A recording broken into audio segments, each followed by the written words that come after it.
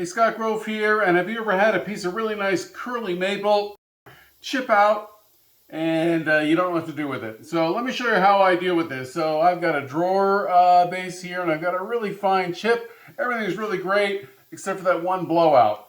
And I want these to be exactly a ½ inch, so I really can't sand that down. I could make a new piece, but who wants to do that? So what I'm going to do is fill it.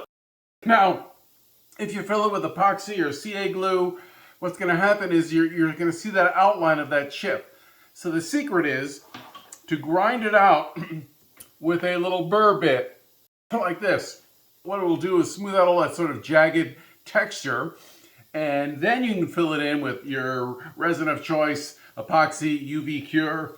I love the fill and finish by Glue Boost, and it will then you fill that in, you sand it down, and it'll actually then look like a little curl, if you will. So it hides it really well, and it's great. So let me show you how I do it with the Glue Boost. So first I want to take that little jagged tear out and smooth that out. I use a little Dremel with a rounded burr on there. I go sort of medium speed. You don't want to go high speed because you risk burning the wood.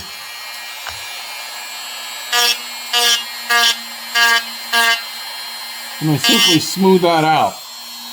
Here I've left it round, but if you want to sort of look at the figure, since the figure of the curl goes this way, I'm going to sort of exaggerate this in a line with the grain.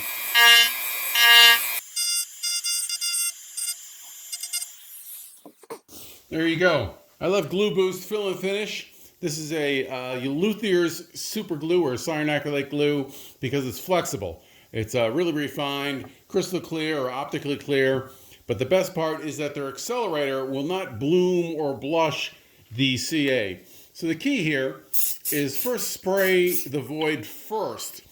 That will neutralize any acidity in the wood. It will also help cure or kick the Glue Boost from the bottom up.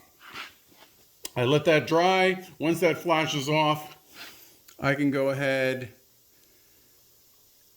and lay a bead right there. I'm going to let it overfill just a bit, and that will then go ahead and cure. I could go ahead and kick it, but I'm not in any hurry. I rather just let that sort of migrate or cross-link from the bottom up.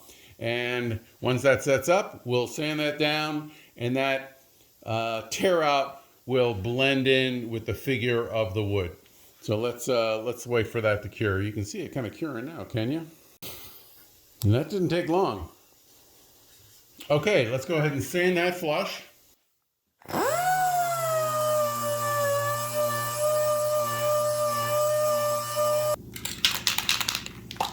Spray a little finish on there so we can see what's going on. And there you go. Oh.